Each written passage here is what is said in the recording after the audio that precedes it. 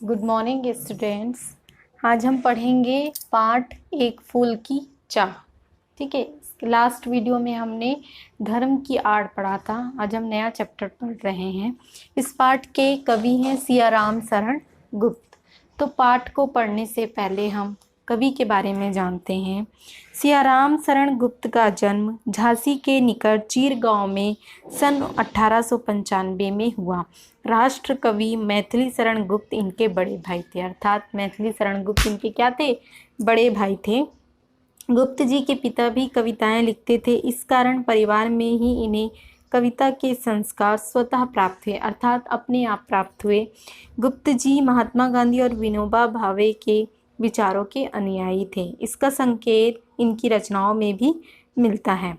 और इनकी रचनाएं हैं मौर्य, विजय, आद्रा, पाथे, मृण्मयी, उन्मुक्त, आत्मोत्सर्ग, दुर्वा दल और नकुल। अब इनकी जो भाषा शैली है वह इनके काव्य की पृष्ठभूमि अतीत हो या वर्तमान, उनमें आधुनिक मानवता की करुणा, यातना और द्वंद्व समन्वित रूप में भरा है। अब इस पाठ में यानी एक फूल की चाह कविता में कवि ने यह बताने का प्रयास किया है कि छुआछूत की समस्या इस पूरी कविता पर केंद्रित है। ठीक है। एक मरणासन अछूत कन्या के मन में चाह रहती यानी इच्छा उठती है कि देवी के चरणों में अर्पित फूल उसे लाकर कोई दे दे। कन्या के पिता ने बेटी की मनोकामना को पूर्ण करने के लिए बड़ा कष्ट उठाया। वह देवी के मंदिर भी पहुंचा और देवी की आराधना भी की, परंतु जो वहाँ भक्त थे उन्हें पता चल जाता है कि यह एक अछूत है, तो वे उसे अनेक यातनाएं देकर उसे वहाँ से भगा देते हैं। अर्थात उसके पिता के साथ जिस प्रकार व्यवहार किया जाता है और इस पाठ में बताया गया कि क्या वह पिता अपनी बेटी को एक फूल दे पाता है। तो चलिए हम पाठ को पढ़ते हैं। एक फूल की चाह। उद्वेलित कर अश्रु राशियां हृदय चिताएं धधकाकर महामारी प्रचंड हो फैल रही थी इधर उधर। क्षीण कंठ मृत वत्साओं का करुण रुदन दुर्दांत नितांत भरे हुए था निज कृष्णरव में हाहाकार अपार अशांत। अब यहाँ पे उद्वेलित का अर्थ होता है भाव विहल, अर्थात एकदम मन में बहुत सारे भाव आ जाना और एकदम मन पीड़ा से भर जाना। अश्रु राशियाँ मतलब आंसुओं की झड़ी। महामारी मतलब बड़े स्तर पर फैलने वाली बीमारी, जैसे अभी हम कह सकते हैं जैसे कोरोना, जो वो बड़े स्तर पर क्या हो रही है, फैल रही है। ठीक उसी प्रकार प्रचंड का मतलब होता है तीव्र, क्षीण का मतलब होता है दबी आवाज़। अब यहाँ पे बताया गया है कि भाव विहिल कर जो अश्रु राशियाँ यानी जो आंसुओं की झड़ी है वह हृदय में बहुत सारी चिताएं जलाकर, ठीक है, चलाने के बाद महामारी तीव्र रूप से आगे बढ़ रही है यानी चारों ओर फैल रही है। क्षीण कंठ अर्थात दबी आवाज़ों में जो माँ जिसके पुत्र की मृत्यु हो गई है उसके रोने की आवाज़ रुक रुक कर क्या हो रही है, पूरे वातावरण में फैल रही है। निज कृस रव में, अब यहाँ पे कृस का अर्थ होता है पतला कमजोर और रव का अर्थ होता है शोर। तो यहाँ पे जो कमजोर शोर के रूप में हाहाकार अपार, अर्थात कमजोर लोग हैं, ठीक है, लेकिन उनका जो शोर है वह पूरे वातावरण में फैला हुआ है, जिससे वातावरण क्या हो गया है, अशांत हो गया है। बहुत रोकता था सुखिया को ना जा खेलने को बाहर, नहीं खेलना रुकता उसका, नहीं ठहरती वह पल भर। मेरा हृदय काँप उठता था बाहर गई निहार उसे, यही मानता था कि बचा लूँ किसी भांति इस बार उसे। अब यहाँ पे एक लड़की के बारे में बताया गया जिसका नाम है सुखिया। बहुत रोकता था सुखिया को, अर्थात सुखिया के पिता सुखिया को खेलने से, बाहर खेलने से बहुत रोकते थे, परंतु वह घर में एक पल भी नहीं ठहरती थी। मेरा हृदय उनके पिता का हृदय काँप उठता था कि बाहर गई निहार उसे, वह बार बार उसे बाहर जाकर देखते थे और मन में यही भावना रखते थे कि मैं इस बार से बचा लूँगा। भीतर जो डरा रहा छिपाए हाय वही बाहर आया, एक दिवस सुखिया के तनु को ताप तप्त मैंने पाया। ज्वर में विहल वह हो बोली वह, क्या जानूं किस डर से डर, मुझको देवी के प्रसाद का एक फूल ही दो लाकर। अर्थात जो सुखिया के पिता हैं उनके मन में कहीं ना कहीं डर थी कि बच्ची खेलने जा रही बाहर, तो मैं उसे हमेशा की तरह बचा पाऊंगा कि नहीं, यही भावना थी। और वह सच्चाई क्या हुई, अब सामने आई। जो उनके मन में कहीं ना कहीं डर छिपा था वही सामने आया। एक दिन सुखिया के तनु यानी शरीर पर, शरीर क्या था, ताप तप्त यानी शरीर उसका जल रहा था, और वह ज्वर यानी बुखार से बहुत पीड़ित थी।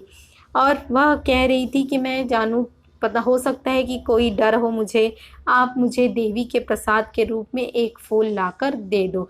अर्थात वह अपने पिता से एक फूल की इच्छा करती है। क्रमशः कंठ क्षीण हो गया, शीतल हुए अब वे सारे, बैठा था नौ नौ उपाय की चिंता में मैं मन मारे। जान सका ना प्रभात सजग से, हुई अलस अब दोपहरी, स्वर्ण घनों में कब रवि डूबा, कब आई संध्या गहरी। अब यहाँ पे बताया गया है कि उसकी जो कंठ की आवाज़ थी क्या हो गई थी, एकदम बिल्कुल कमज़ोर हो गई थी, शिथिल हुए अभ्यस है, उसका शरीर पूरा ठंडा पड़ गया था, बैठा था। और उसके पिता जो है नए नए उपाय सोच रहे थे कि अपनी सारी चिंताओं को वह साइड करके अपनी बेटी को बचाने की कोशिश में लगे हुए थे।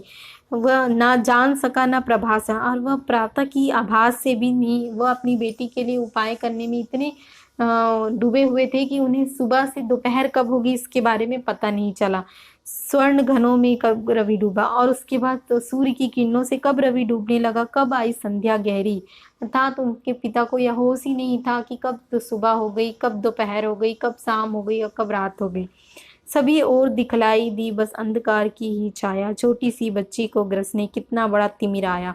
ऊपर विस्तृत महाकाश में जलते से अंगारों से झुलसी सी जाती थी आंखें जगमग जगते तारों से।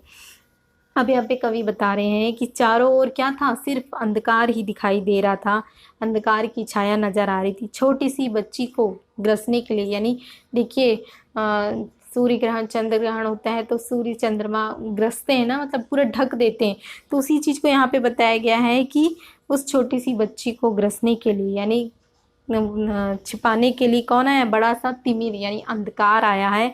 ऊपर विस्तृत यानी ऊपर से आसमान में फैला हुआ है, उसके अंगारे निकल रही हैं, झुलसी सी जाती थी आंखें, और उन ऊपर से जो अंगारे उन्हें देखने से आँख क्या होने लगते थे, झुलसने लगते थे, जलने लगती थी। देख रहा था जो सुस्थिर हो, नहीं बैठती थी क्षण भर, हाय वही चुपचाप पड़ी थी अटल शांति सी धारण कर। सुनना वही चाहता था मैं उसे स्वयं ही उकसाकर, मुझको देवी के प्रसाद का एक फूल ही दो लाकर। अर्थात वह अपनी बेटी के बारे में बता रहे हैं कि उसका शरीर क्या हो गया था, स्थिर हो गया था। अर्थात जो कभी चुपचाप एक जगह बैठती नहीं थी वह अचानक से क्या हो गई थी, चुपचाप हो गई थी। उसकी शांति चारों ओर फैली हुई थी। सुनना वही चाहता था, अर्थात उसके पिता कहते थे कि वह उसे बार बार उकसाकर एक फूल के बारे में बात करता, ताकि वह अपनी बेटी से बार बार बात कर सके। ऊंचे शैल शिखर के ऊपर मंदिर था विस्तृत विस्तीर्ण विशाल, स्वर्ण कलश सरसिज विकसित थे, पाकर समुदित रवि कर जाल। दीप धूप से आमोदित था मंदिर का आंगन सारा, गूंज रही थी भीतर बाहर मुखरित उत्सव की धारा। अब यहाँ पे बताइए शैल यानी पर्वत, शिखर यानी चोटी, ठीक है, विस्तीर्ण यानी फैला हुआ, विशाल यानी बड़ा, स्वर्ण यानी सोने का, कलश यानी आपको पता है सोने का कलश, सरसिज यहाँ पे कमल के समान दिख रहा है, ठीक है। और अब आगे बताया आमोदित यानी मतलब चारों ओर फैला हुआ प्रसन्न रूप से। तो यहाँ बताया गया कि ऊंचे पर्वत की चोटी के ऊपर बहुत बड़ा मंदिर है जो बहुत विशाल रूप में फैला हुआ है। उसके ऊपर सोने के कलश एक कमल के समान दिख रहे हैं, पाकर समुदित रवि, और उस पर सूर्य की किरणें जब पड़ती हैं तो वह बहुत सुंदर दृश्य प्रस्तुत होता है। दीप धूप से आमोदित था, अर्थात वहाँ पे दीप धूप सभी प्रकार के साधन दिए जा रहे थे। मंदिर का आंगन सारा गूंज रही थी भीतर बाहर मुखरित उत्सव की धारा। अब एक मंदिर का आंगन क्या था, चारों ओर गूंज रहा था, यानी वहाँ पे घंटियों की आवाज़, उत्सव की धारा, ठीक है, सभी के मुख से आवाज़ें निकल रही थी, ललकार की, जयकार की, ठीक है। भक्त वृंद मृदु मधुर कंठ से गाते थे सब भक्ति मृदुमय, पतितारणी पापहारणी माता तेरी जय जय जय, पतितारणी तेरी जय जय जय। मेरे मुख से भी निकला बिना बड़े ही मैं आगे को जाने किस बल से ढिकला। अब यहाँ पे बताएगी कि भक्त, सारे भक्त लाइन से खड़े थे, सबके कोमल कंठ से क्या निकल रहा था, सिर्फ पतितारणी यानी हमारे कष्टों को ताड़ने वाली, हे माँ पापों को हरने वाली, तेरी जय हो। यही स्वर सभी के मुख से सुनाई दे रहा था। तो जो सुखिया के पिता थे उनके मुख से भी यही स्वर सुनाई दे रहा था। अचानक से वह पीछे से ढकेलते हुए, यानी मतलब उन्हें पीछे के लोग ढकेलते हुए वे अचानक से क्या पहुँचे, कहाँ पहुँचे, सामने की ओर जा पहुँचे। मेरे दीप फूल लेकर वे अम्बा को अर्पित करके दिया पुजारी ने प्रसाद। जब आगे को अंजिल भर के भूल गया उसका लेना, झट परम लाभ सा पाकर मैं सोचा बेटी को माँ के ये पुण्य पुष्प दूँ जाकर मैं। अब यहाँ पे जैसे ही वे सुखिया के पिता आगे पहुँचे तो वे क्या किए, अपने साथ जो दीप और फूल लेकर आए थे वे माता को, अम्बा यानी माता को समर्पित करते हैं, पुजारी को देते हैं। पुजारी उन्हें प्रसाद देते हैं, अंजलि यानी को हाथ को फैलाकर प्रसाद लेते हैं। भूल गया उसका लेना झट। जैसे ही वह प्रसाद लेने गए तो उनके मन में यही ख्याल आया कि ये प्रसाद ले जाकर और ये फूल ले जाकर मैं अपनी बेटी को दूंगा। सिंह पौर तक भी आंगन से नहीं पहुंचने में पाया। सहसा यह सुन पड़ा कि कैसे यह अछूत भीतर आया। पकड़ो देखो भागो भाग न जाए, बना धूर्त यह है कैसा, साफ स्वच्छ परिधान किए हैं भले मानुषों के जैसा। अब यहाँ पे वह आंगन से प्रसाद लेके आंगन से भी उतरे ही नहीं थे कि अचानक से सुनाई दिया लोगों की भीड़ से कि कैसे एक अछूत मंदिर आ गया। देखो यह भागे ना, सब पकड़ो इसे। धूर्त ये कैसा मूर्ख है, साफ स्वच्छ कपड़े पहने हुए हैं और सज्जन जैसे लग रहा है। पापी ने मंदिर में घुसकर किया अनर्थ बड़ा भारी, कलुषित कर दी है मंदिर की चिरकालिक शुचिता सारी। एक क्या मेरा कलुष बड़ा है देवी की गरिमा से भी, किसी बात में हूँ मैं आगे माता की महिमा के भी। अब यहाँ पे कवि बताना चाह रहे हैं कि किस प्रकार सुखिया के पिता को वहाँ कष्ट झेलना पड़ा। सभी लोग उसे पापी कहकर मंदिर में क्या कर दिया तुमने, बहुत बड़ा अनर्थ कर दिया, पूरे मंदिर को तुमने दूषित कर दिया। सदा से यह मंदिर चिरकालिक तक शुद्ध थी, उसे तुमने क्या कर दिया, गंदा कर दिया। देवी की अर्थात यहाँ पे कवि बताना चाह रहे कि देवी की गरिमा से भी आगे हैं यहाँ मनुष्यों की बातें, यानी माता की महिमा के भी आगे हैं यहाँ के लोगों की बातें। माँ के भक्त हुए तुम कैसे, करके यह विचार खोटा, माँ के सम्मुख ही माँ का तुम गौरव करते हो छोटा। कुछ ना सुना भक्तों ने झट से मुझे घेर कर पकड़ लिया, मार मार कर मुँह के घूसे धम से नीचे गिरा दिया। अब यहाँ पे कवि बता रहे हैं कि किस प्रकार सुखिया के पिता की बातों को किसी ने नहीं सुना, और कवि बता रहे हैं यहाँ पर कि किस प्रकार उस माँ के भक्त की बात किसी ने नहीं सुने, उसके विचारों को छोटा कर दिया, ठीक है। और माँ के सामने ही माँ के भक्त को ही क्या कर दिया, छोटा करके उसे दुनिया जहाँ की बातें सुनाई, ठीक है। उसे पकड़कर मारा पीटा, मुक्का घुसा सभी दिया, ठीक है, और नीचे से गिरा दिया। मेरे हाथों से प्रसाद भी बिखर गया। हाँ सबका सब, हाय अभागी बेटी तुझ तक कैसे पहुँच सके यह अब।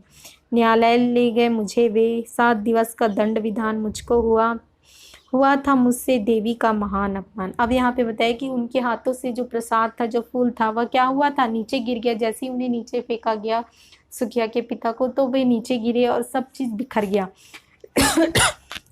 सबका सब हाय, सुखिया के पिता बोलते हैं कि सब कुछ समाप्त हो गया। मेरी बेटी मैं तुम तक यह कैसे पहुँचाऊँ। उन्हें पकड़कर कहाँ ले गए, न्यायालय ले गए। वहाँ उन्होंने 7 दिवस यानी 7 दिनों का दंड सुनाया गया। और सुखिया के पिता मन में सोचने लगे कि मुझसे देवी का क्या बहुत बड़ा अपमान हुआ है, क्या मैंने देवी को कुछ किया है। मैंने स्वीकृत किया दंड, वह शीश झुकाकर चुप ही रह। उस असीम अभियोग दोष का क्या उत्तर देता, क्या कह। 7 रोज ही रहा जेल में, या कि वहाँ सदियाँ बीती, अब शांत वर्षा करके भी आंखें तनिक नहीं रहती।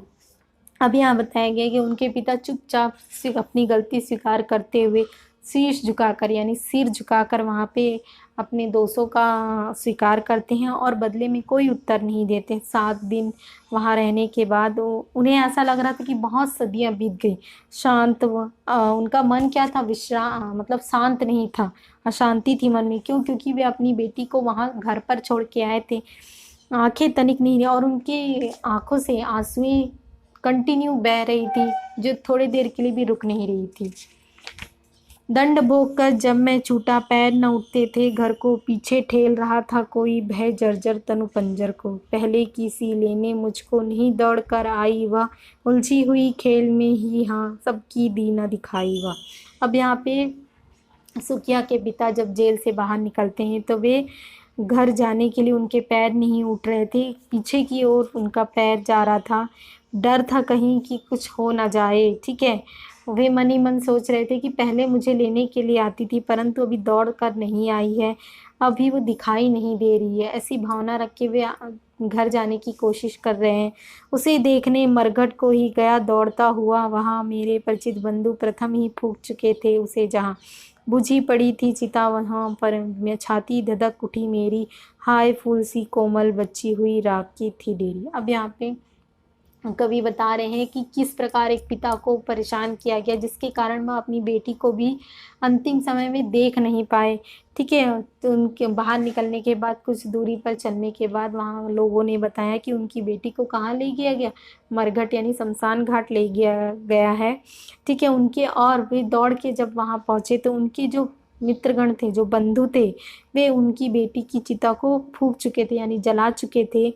वे छाती पीट पीट कर रो रहे थे कि मेरी फूल सी कोमल बच्ची अब राख की क्या हो गई, ढेर हो गई। अंतिम बार गोद में बेटी तुझको ले ना सका मैं, हाँ एक फूल माँ का प्रसाद भी तुझको दे ना सका मैं, हाँ। अब यहाँ पे पिता वहाँ पे सिर पीट पीट कर रोते कि अंतिम बार बेटी मैं तुझे गोद में नहीं बैठा पाया, तेरे लिए एक फूल नहीं ला पाया, देवी का प्रसाद तुझे एक फूल नहीं दे पाया, ऐसा कह कर उसके पिता बार बार रोने लगते। तो इस पाठ में बताया गया कि किस प्रकार छुआछूत के भेद के कारण एक बच्ची को यानी एक बच्ची की ज़िंदगी बच जाती है, उसकी ज़िंदगी को छीन लिया, ठीक है, हमारे समाज के छुआछूत के कर्ताओं ने, ठीक है। तो इस प्रकार इस पाठ में बताया गया है कि समाज के सबसे बड़े दोष छुआछूत को उजागर किया है इस पाठ के माध्यम से। तो इस प्रकार हमारा यह पाठ कंप्लीट होता है। अब यहाँ पे प्रश्न दिया गया है, तो सुखिया के बाहर जाने पर पिता का हृदय काँप उठता था। तो यहाँ पे पंक्तियाँ बतानी है, पंक्तियाँ आपकी यहाँ पे पैराग्राफ में दिया हुआ है, उन पंक्तियों को आप लिखेंगी। सेकेंड क्वेश्चन है, बीमार बच्ची ने क्या इच्छा प्रकट की थी। बीमार बच्ची ने एक देवी के प्रसाद के रूप में एक फूल यानी देवी पर चढ़ाया हुआ एक फूल की वह इच्छा करती है। तो इस प्रकार हमारा यह पाठ कंप्लीट होता है। Thank you.